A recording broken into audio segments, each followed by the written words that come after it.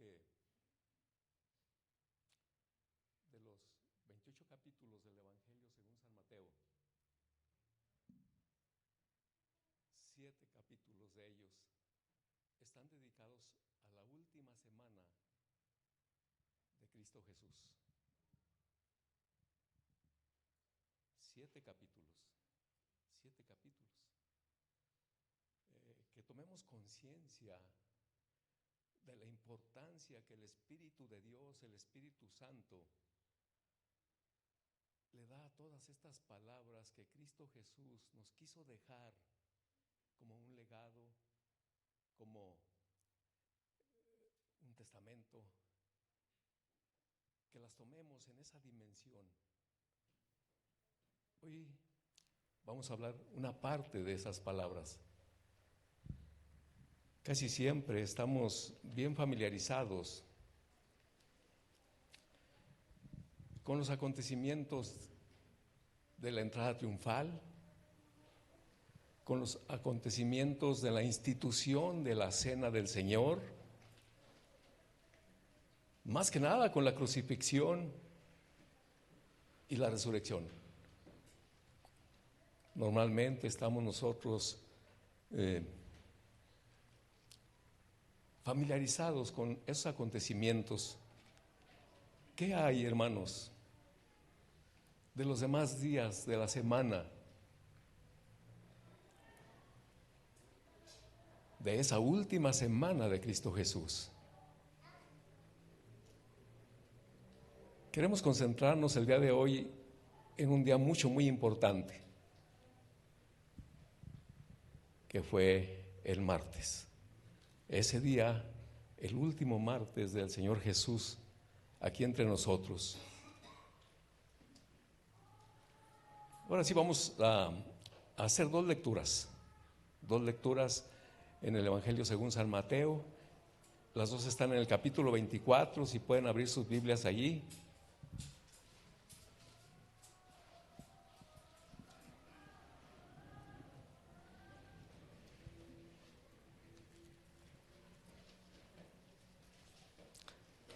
La primera lectura, hermanos, es los versículos del 1 al 3 del capítulo 24 según San Mateo.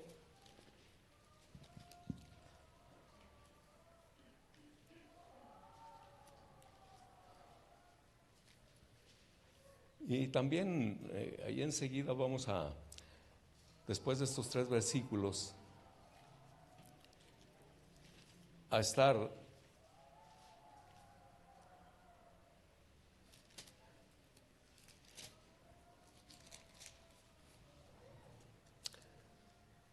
del 35 al 46. Y ahora sí nos ponemos de pie, hermanos, y todos juntos vamos a leer estos versículos. Dice del 1 al 3, acompáñenme pronunciando esta lectura. Dice: cuando Jesús salió del templo y se iba, se acercaron sus discípulos para mostrarle los edificios del templo. Respondiendo él les dijo: ¿veis todo esto? De cierto os digo que no quedará aquí piedra sobre piedra que no sea derribada.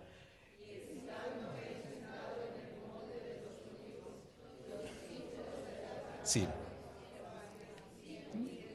¿Cuándo serán estas cosas? ¿Y qué señal habrá de tu venida y del fin del siglo? Muy bien.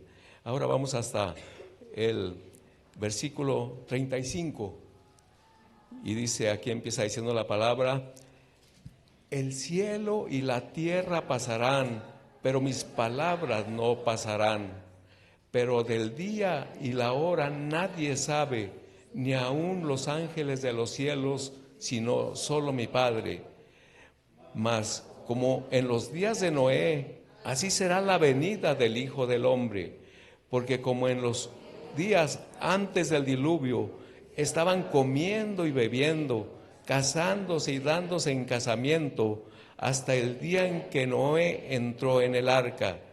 Y no entendieron hasta que vino el diluvio y se los llevó a todos. Así será también la venida del Hijo del Hombre. Entonces estarán dos en el campo, y uno será tomado y el otro será dejado. Dos mujeres estarán moliendo en un molino, la una será tomada y la otra será dejada. Velad pues, porque no sabéis a qué hora ha de venir vuestro Señor. Pero sabed esto, que si el padre de familia supiese a qué hora el ladrón habría de venir, velaría y no dejaría minar su casa. Por tanto, también vosotros estad preparados, porque el Hijo del Hombre vendrá a la hora que no pensáis. ¿Quién es, pues, el siervo fiel y prudente, al cual puso su Señor sobre su casa, para que les dé el alimento a tiempo? Bienaventurado aquel siervo al cual, cuando su Señor venga, le halle haciendo así. Amén, amén. Sí, hermanos, tomamos nuestros lugares y les tengo un regalo que lo vamos a entregar al final del culto, al final de la predicación. Y este regalo es para recordarnos estas palabras que acabamos de leer del Señor Jesús, acerca de que estemos atentos, de que estemos atentos, de que estemos atentos. Esta palabra dice: tenemos también la palabra profética más segura, a la cual hacéis bien en estar atentos, como a una antorcha que alumbra en lugar oscuro. A los cristianos nos encanta regalar palabra de Dios, y hoy les entregaremos estos versículos. Bien, hermanos, bien. En el transcurso de sus 6 últimos días,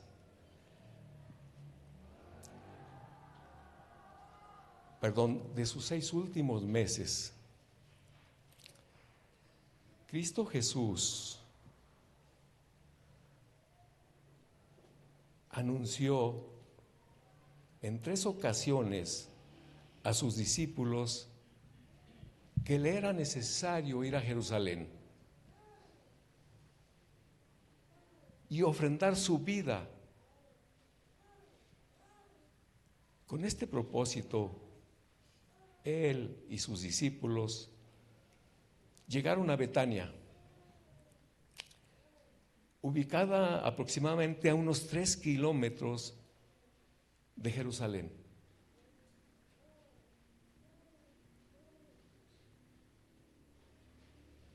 Quiero ubicar un poquito.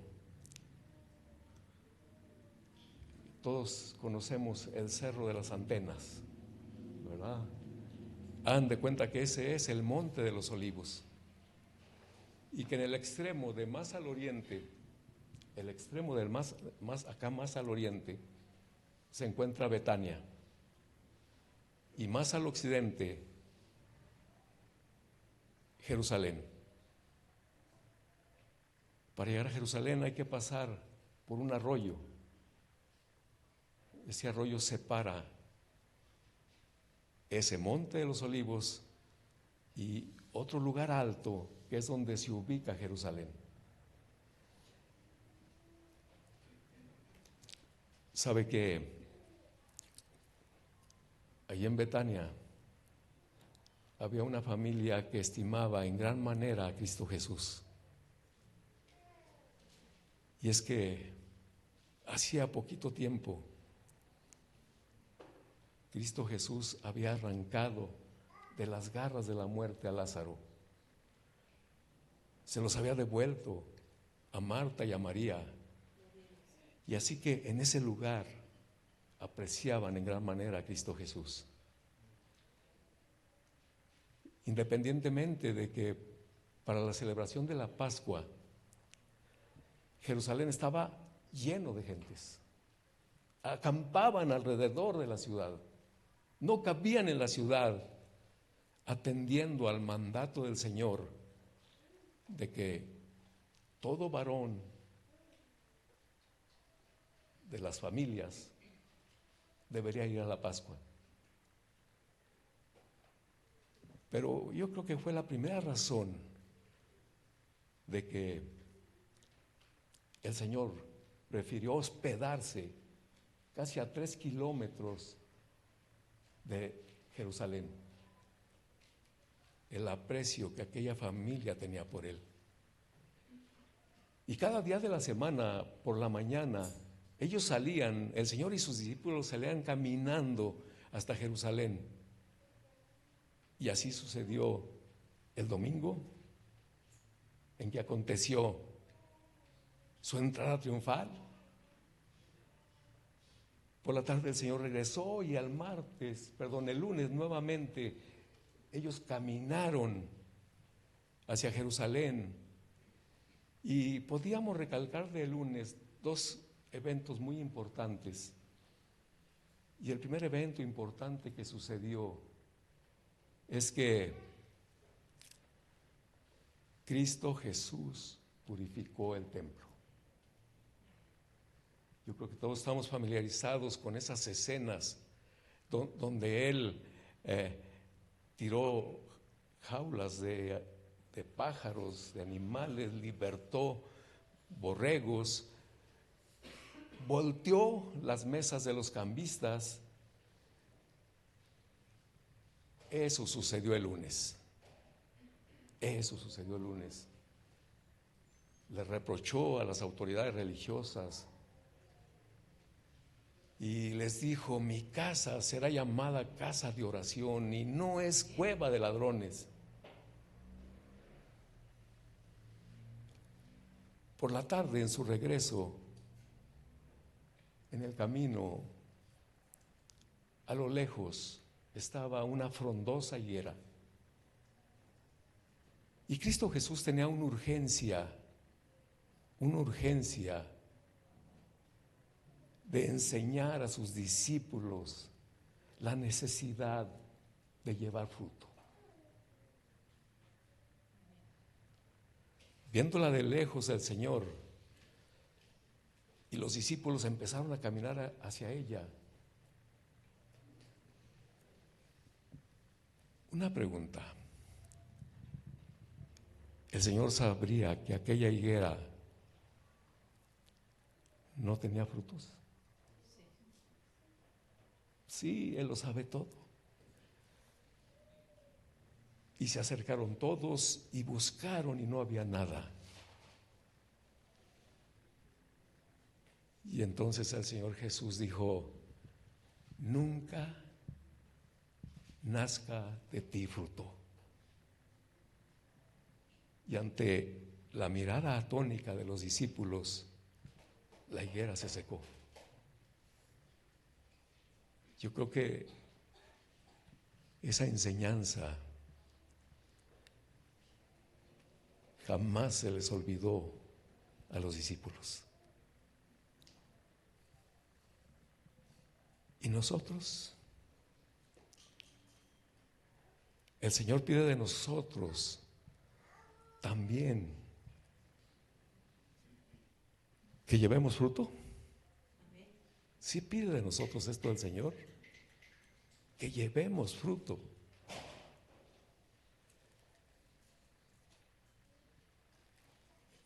¿Daremos fruto? ¿Cuáles son nuestros frutos? ¿Cuáles son nuestros frutos? ¿Cuáles son? Y llegó el martes.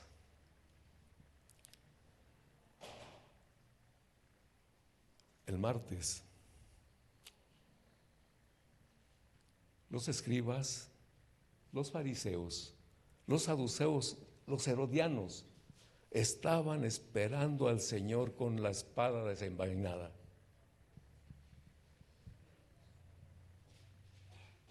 Estaban muy enojados por la purificación del templo, muy enojados. Y prácticamente todo el martes, toda su estancia en Jerusalén del martes, fue una confrontación con todas estas autoridades religiosas. una confrontación enorme. En esa confrontación, hermanos, lo cuestionaron duramente. Y muchas de las preguntas, hermanos, estaban encaminadas a una trampa, eran una trampa. Y también el Señor Jesús enseñó allí estando en el templo. El Señor Jesús habló de la parábola de los dos hijos, habló de la parábola de los labradores malvados. Y de esta parábola sería bueno ver lo más esencial de ella. Dijo el Señor Jesús que había un hombre que se había esmerado en plantar un viñedo. Estas palabras Cristo Jesús las retomó de los primeros versículos del capítulo 5 de Isaías. Y dice el Señor que aquel hombre se esmeró y limpió el lugar, plantó vides escogidas,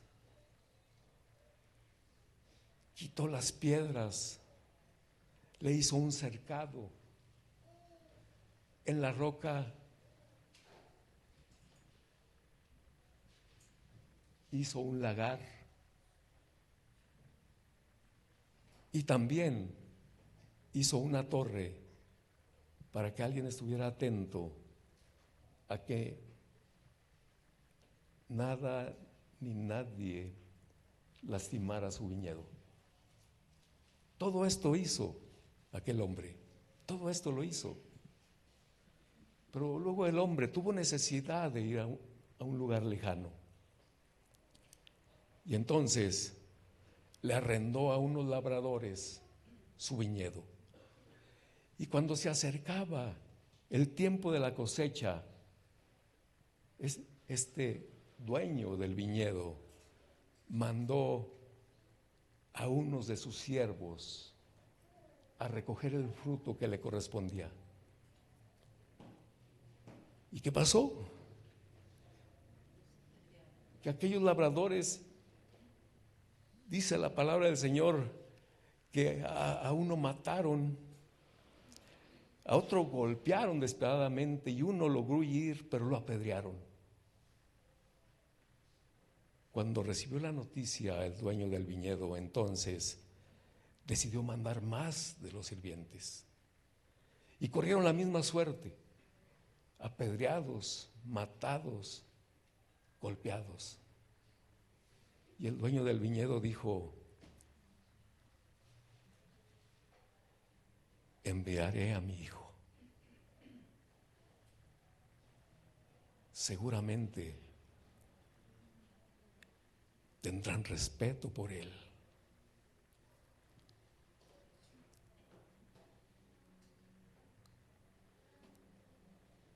Y cuando los labradores malvados lo vieron llegar, dijeron: he aquí el heredero, matémoslo para quedarnos con la heredad.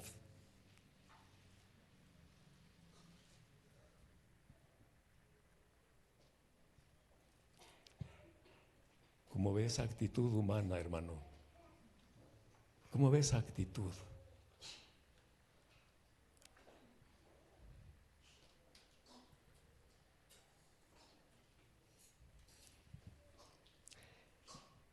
También le hicieron preguntas al Señor. Una pregunta, la pregunta que le hicieron: ¿es lícito pagar impuestos? Esta pregunta llevaba una trampa, porque decían entre sí: si dice que sí es lícito pagar impuestos, se va a echar encima al pueblo. El pueblo estaba cansado, agobiado de estarle pagando impuestos a sus opresores. Pero si dice que no, entonces se va a hinchar encima Roma. Y de cualquiera de las dos maneras que conteste, le va a ir muy mal. Ustedes saben la respuesta del Señor Jesús. Pero vale la pena recalcar la mala intención de la pregunta. También, ahí había unos que no creían en la resurrección, los saduceos. Y estos le plantearon una pregunta muy capciosa. Y el Señor Jesús les dice: erráis porque ignoráis las Escrituras y el poder de Dios. Y luego les respondió su pregunta capciosa. Y así, hermanos, así fueron estas preguntas y así también fueron estas enseñanzas de Cristo Jesús. Y esta es, hermanos, la antesala de los acontecimientos de lo que está en el capítulo 24 de Mateo. Vamos a estar viendo, hermanos,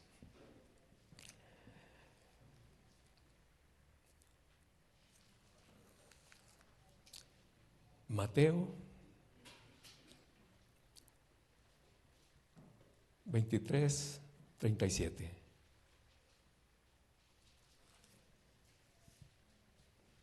Cuando el Señor Jesús salió del templo, ya se han de imaginar la carga que llevaba, lo agobiado que iba el Señor. Cuando iba saliendo del templo dice: Jerusalén, Jerusalén, que matas a los profetas y apedreas a los que te son enviados. ¿Cuántas veces quise juntar a tus hijos, como la gallina junta sus polluelos bajo sus alas, y no quisiste? No quisiste. No quisiste. He aquí, vuestra casa os es dejada desierta. Y allí iniciamos en los primeros 3 versículos que leímos todos juntos, hermanos. Estos 3 versículos empieza diciendo el 24: cuando Jesús salió del templo y se iba, empezaron ellos a subir la cuesta del monte de los olivos. Se acercaron sus discípulos para mostrarle los edificios del templo. Aparte del cansancio, el agobio espiritual y moral, estaba también el cansancio físico. Todo el día había sido de debate de Cristo Jesús contra esas gentes. Todo el día.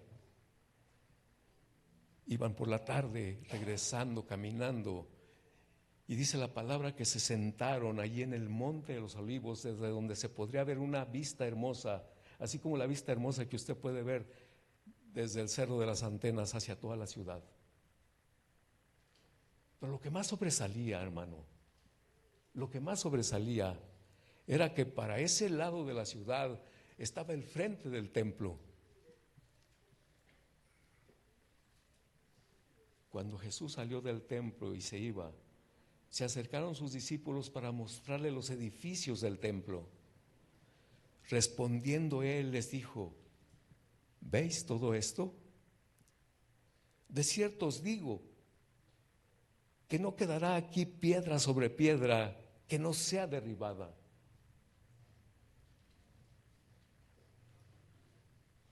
Hermano, esto se cumplió al pie de la letra. Sabe que cuando Jerusalén fue tomada, hermano, una de las prácticas aparte del genocidio era incendiar todo. Y el templo corrió la misma suerte. En aquellos tiempos una gran parte de una construcción era madera. Así que se incendió el templo. En las paredes del templo había chapa de oro. Así que aquel oro se fundió y se incrustó entre las piedras. Y entonces, cuando todo pasó, los romanos estuvieron quitando piedra por piedra para extraer el oro que se había metido entre las piedras. Dice el versículo 3: y estando él sentado en el monte de los olivos, los discípulos se acercaron aparte diciendo: dinos, ¿cuándo serán estas cosas? ¿Y qué señal habrá de tu venida y del fin del siglo? Dos preguntas a las que Cristo Jesús dio una amplia respuesta. Todo el capítulo 24 y el capítulo 25 del Evangelio de Mateo son la respuesta de Cristo Jesús a estas preguntas.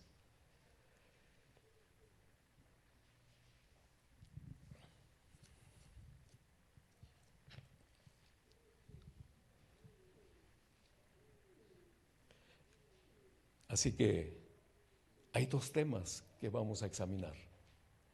Uno de ellos, hermanos, es la destrucción del templo, y otro de ellos es relacionado con la segunda venida de Cristo Jesús. En lo primero que podemos nosotros encontrar, hay un subtítulo arriba del versículo 3 que dice: señales antes del fin. Señales antes del fin.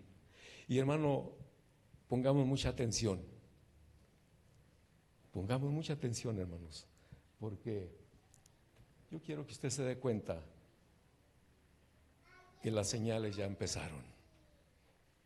No sabemos cuánto se va a dar este periodo, pero llévese en su corazón las señales. Esté atento. Esté atento. Haga lo que dice el apóstol Pedro aquí. Tenemos también la palabra profética más segura, a la cual hacéis bien en estar atentos, como a una antorcha que alumbra el lugar oscuro. Que estemos atentos, hermanos.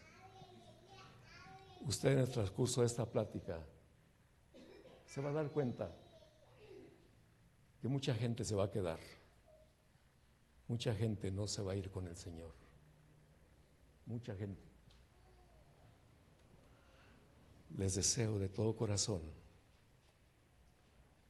que todos nos vayamos con el Señor. De todo corazón. Mire aquí luego en el versículo 6, en el versículo 5, habrá quienes se sustenten como Cristo en los últimos tiempos, y ya hay. En los días pasados en que el pastor Manuel estuvo aquí predicando, él dio datos de personas que se han estado ya sustentando como Cristo. En el versículo 6 habrá guerras y rumores de guerras. En el versículo 7, pestes, hambres, terremotos. Quiero decirle que cuando yo empezaba a ser cristiano, mi incredulidad me llevaba a cuestionar muchas de estas cosas. Cuando supe por primera vez que la siguiente manera en que se iba a acabar el mundo era por fuego.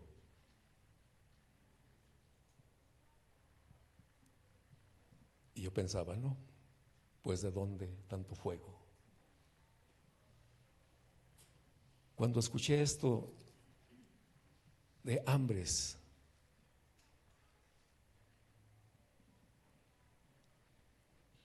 mira, hermano, la sequía nos puede dejar sin comidas. Quiera Dios que sea solamente estos años, cada jueves, una de nuestras peticiones constantes es pedirle a Dios que llueva.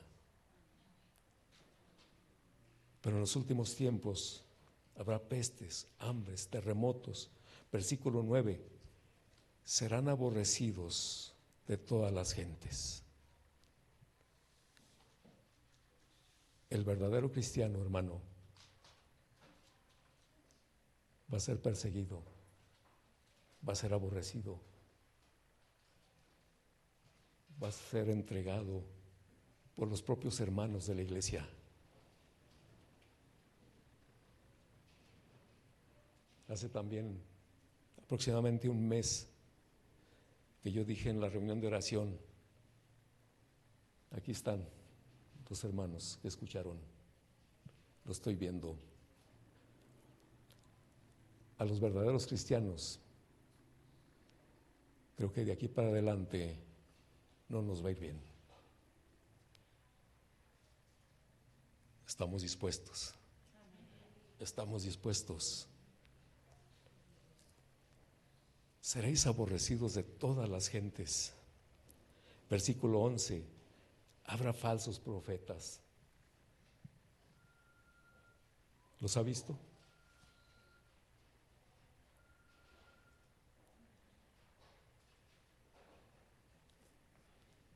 No vamos lejos.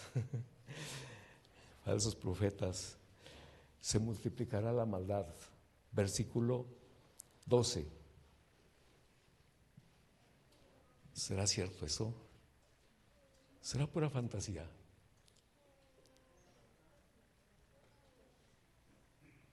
¿Se ha multiplicado la maldad? ¿Se ha multiplicado la maldad? Y otra de las señales, hermano, para que nadie tenga excusa, el evangelio debe de llegar a todas partes. Y mire, hermano, ¿quién se iba a imaginar que esto que estoy pronunciando ahorita puede ser visto en cualquier parte del mundo? En cualquier parte del mundo, hermano. ¿Estará llegando la palabra a todos los rincones de la tierra? Fíjese que esto también era una de mis dudas.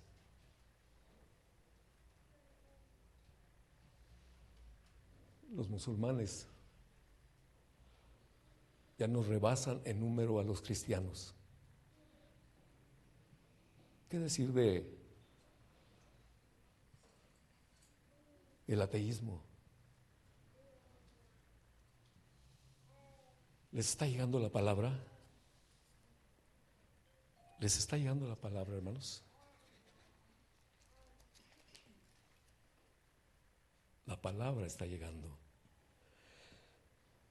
Quiero que note que estas señales que estamos viendo son antes del fin, antes del fin. Así que los discípulos le dijeron al Señor Jesús, ¿cuándo serán estas cosas? ¿Cuándo serán estas cosas?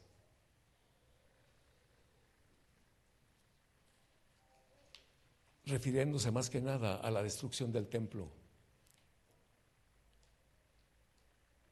Jesús dio a sus discípulos dos señales que anunciarían la destrucción inminente de Jerusalén y del templo. Estas dos señales, hermanos, cuando vean que los ejércitos empiezan a rodear Jerusalén, váyanse. Cuando vean la abominación desoladora en el lugar santo, ha llegado el fin de Jerusalén. Y fíjense ustedes, hermano, la bendición de tener una vida atenta a la palabra de Dios. Pero no solamente una vida atenta a la palabra de Dios, sino ser hacedores de la palabra. Mira, hermano, todos los cristianos que tuvieron esas dos características se salvaron. Fue terrible, hermano, fue terrible. Hubo muchas circunstancias que agravaron mucho la situación, pero no la vamos a mencionar. Vamos a mencionar solamente, hermano, de que siendo Jerusalén una ciudad amurallada, haga de cuenta usted, hermano, como la bufa, arriba una ciudad, y empezaron los romanos a rodear la bufa. Pues bien, pasó 8 días, 15 días, un mes, 2 meses, 3 meses. ¿Y qué creen que estaba pasando allá adentro, hermano?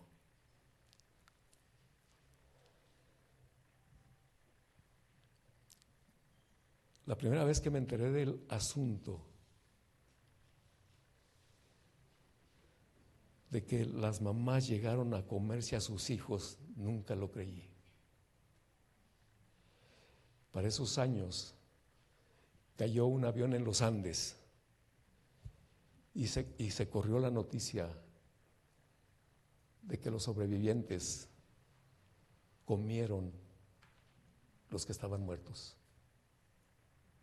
Se los comieron.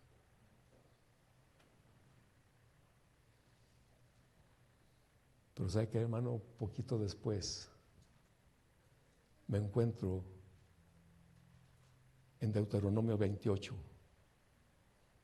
que Dios dijo eso. Llegarán al punto que harán esta cosa tan terrible. Adentro, además de otras cosas, la gente se estaba muriendo de hambre.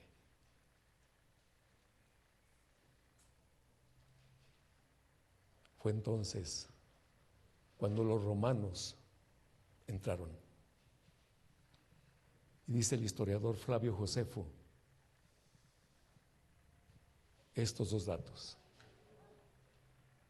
Ese terrible acontecimiento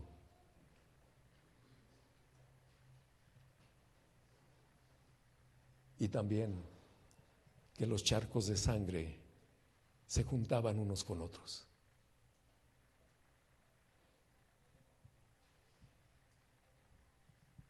Será bueno estar atento a la palabra de Dios, pero eso no basta. Será bueno ser hacedores de la palabra. Ser hacedores de la palabra. Será bueno. Cristo Jesús les advirtió. Les dijo, el que esté en Judea, Judea es el estado. Es como si dijéramos que el que esté en el estado, que ande en el campo y vea que suceden estas cosas, de allí váyase. No vaya a su casa a tomar su capa, no vaya, de allí váyase. El que esté en la azotea de su casa, si se da cuenta de esto, de allí váyase.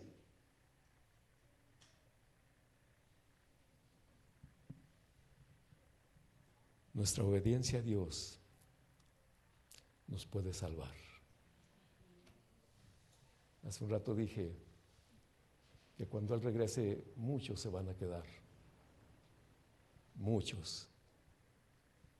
Nuevamente, les deseo de todo corazón que lo logren. 7 veces seguidas en el principio de Apocalipsis, Cristo Jesús dice, al que venciere, al que lo logre. Y Cristo Jesús dice, bien, bravo, mucho, lo lograste. La razón por la cual envié a mi hijo, tú la has logrado. La razón por la cual mi hijo dio su vida, tú la has logrado. bien, buen siervo y fiel. Sobre poco has sido fiel, sobre mucho te pondré. Éntrale a la fiesta de tu Señor. Feliz el Señor por la gente que lo logre. Feliz, feliz Cristo Jesús. Amén. Vamos a continuar ahora, hermanos, en el versículo 35 y hay que mencionar el 32, hermano, el versículo 32 de Mateo 24. Dadas las señales, hermano, y yo sinceramente, hermano, quiero que usted se conteste. ¿Ya empezaron las señales? Sinceramente, guarden esa respuesta en su corazón. Y dice Cristo Jesús: aprended de la higuera, la parábola, que cuando sus ramas se ponen tiernas,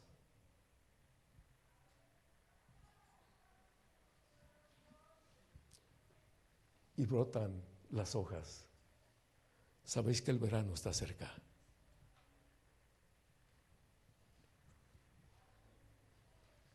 Ya, hermano, las ramas se han puesto tiernas, ya empezaron a brotar las hojas. El Señor está cerca. El Señor está cerca. No sabemos cuánto, no sabemos cuánto. Dice el versículo 35: el cielo y la tierra pasarán, pero mis palabras no pasarán. Tenemos la palabra profética más segura, a la cual hacéis bien en estar atentos, como a una antorcha que alumbra en la oscuridad.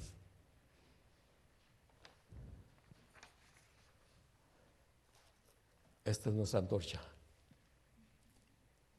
Estemos atentos, estemos atentos, estemos atentos.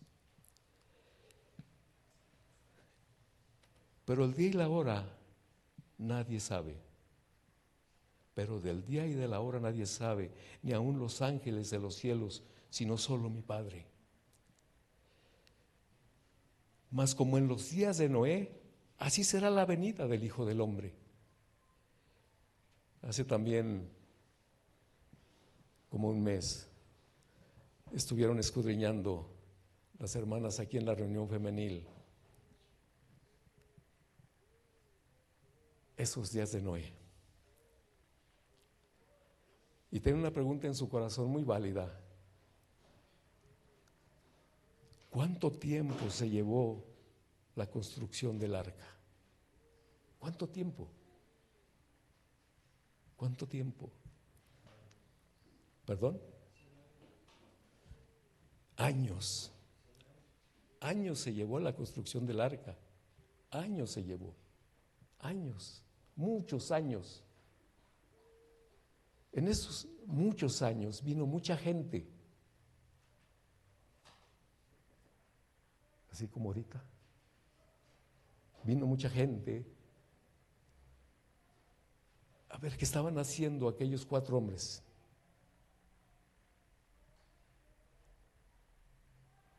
Allá arriba de un monte estaban construyendo un barco.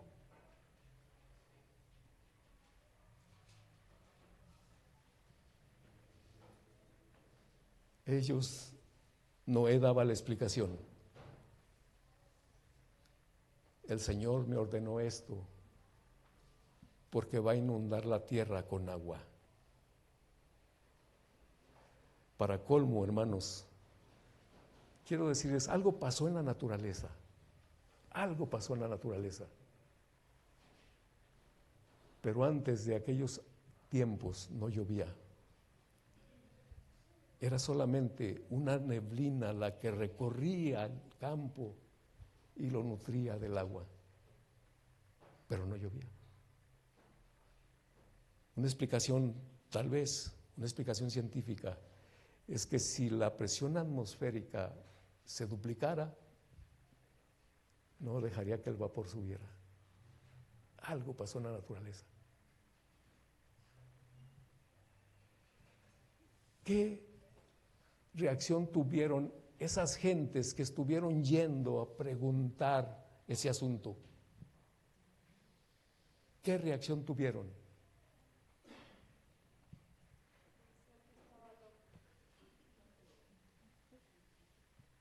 Miren estos 4 locos. Miren nomás. Miren nomás. Decían que estaban locos. Se carcajeaban en su presencia.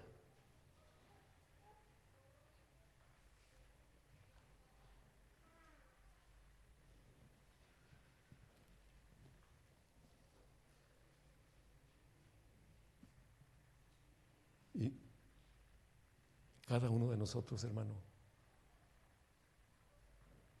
cada uno de nosotros, cada uno de nosotros,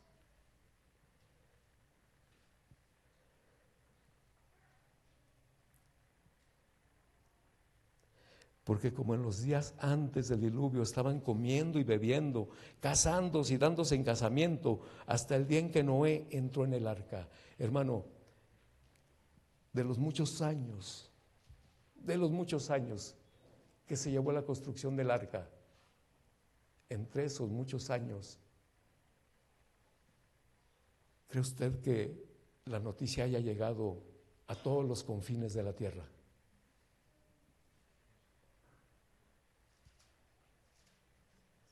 ¿Y sabe qué, hermano? Estas palabras del Señor Jesús seguían comiendo y bebiendo, casándose y dándose en casamiento. Nos reflejan, hermano, que toda esa gente, hermano, estaba viviendo como si nada. Como si nada. ¿Y cómo estamos viviendo nosotros el día de hoy? Estamos como el que dijo el Señor Jesús: mi Señor se tarda en venir. Mi Señor se tarda. Estamos como si nada. Mire, hermano, vea usted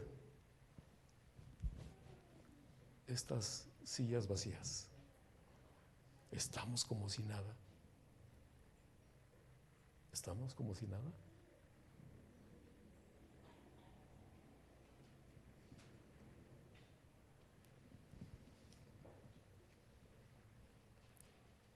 Y no entendieron hasta que vino el diluvio y se los llevó a todos.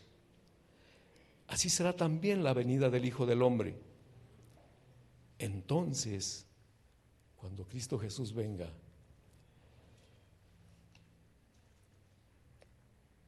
estarán 2 en el campo, y uno será tomado y el otro será dejado. 2 mujeres estarán moliendo en un molino, y la una será tomada y la otra será dejada.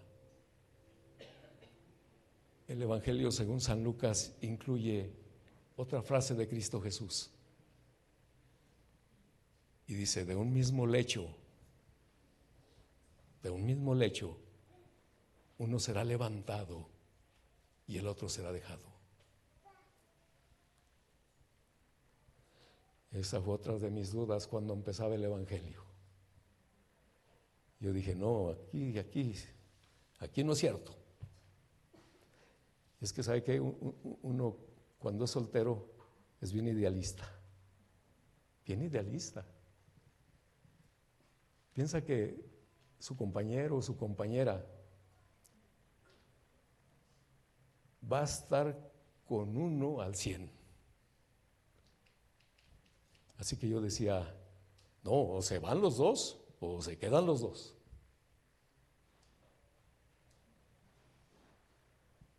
Uno cuando es soltero, hija, lista. Uno cuando es soltero, lista, hija. Cuando es soltero, piensa que va uno a llegar con su cónyuge y le va a presentar un proyecto. Y el cónyuge va a saltar de alegría y va a decir: sí, bravo, mucho, vamos con todo.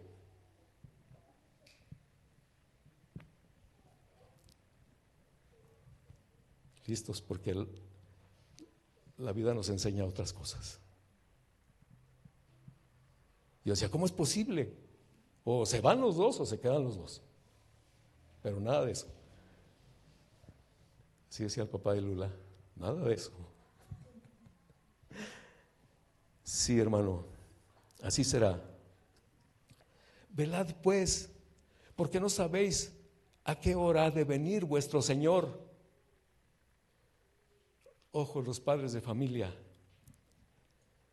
Pero sabe de esto, que si el padre de familia supiese a qué hora el ladrón habría de venir, velaría y no dejaría minar su casa.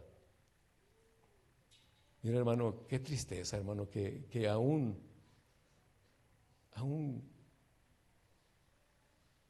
caminando con Dios y oponiéndonos en todo contra el demonio mina nuestra casa. Mira, hermano,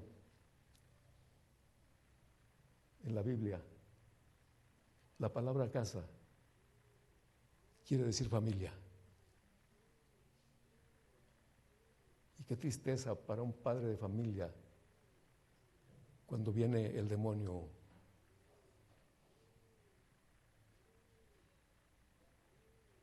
y se lleva un hijo, una hija.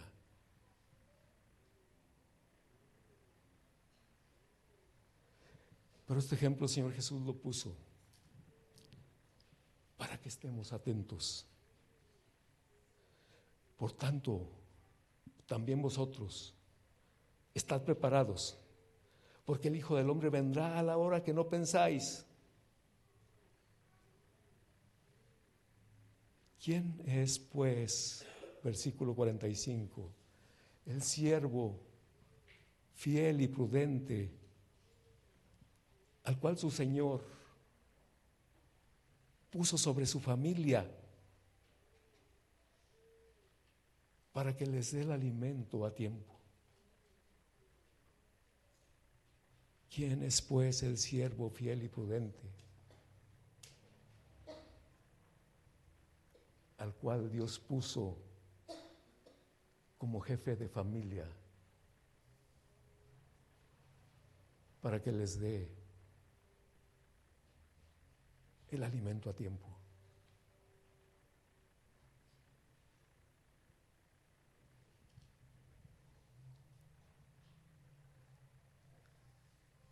Yo sé que muchas de ustedes son papá y mamá, muchas hermanas, y cada jueves le pedimos a Dios por ustedes. Cada jueves le decimos, Señor, tú sé el guía, el proveedor, el que guía a los hijos. ¿Hacemos eso cada jueves? A ustedes les toca ser el padre en esa familia. Tenemos esta misión. Por último, bienaventurado aquel siervo al cual cuando su Señor venga le haya haciendo así. ¿Nos hallará el Señor? ¿Nos hallará el Señor haciendo su voluntad? ¿Nos hallará el Señor? ¿Requiere esto diligencia nuestra? Concentración nuestra, constancia nuestra, lo requiere el Señor. Hace un momento mencionaba yo de la tristeza de que, no, pues ya se casó con un inconverso, se casó con una inconversa. ¿Dejaremos minar nuestra familia? Dios nos ayude. Dios nos ayude. Vamos a pedirle a Dios que nos ayude. ¿Qué les parece? Vamos a ponernos de pie y usted dígale sus propias palabras, dígale, Señor, no puedo solo. Dígaselo. Vamos a dejar un tiempecito para que cada quien le diga al Señor lo que está en su corazón.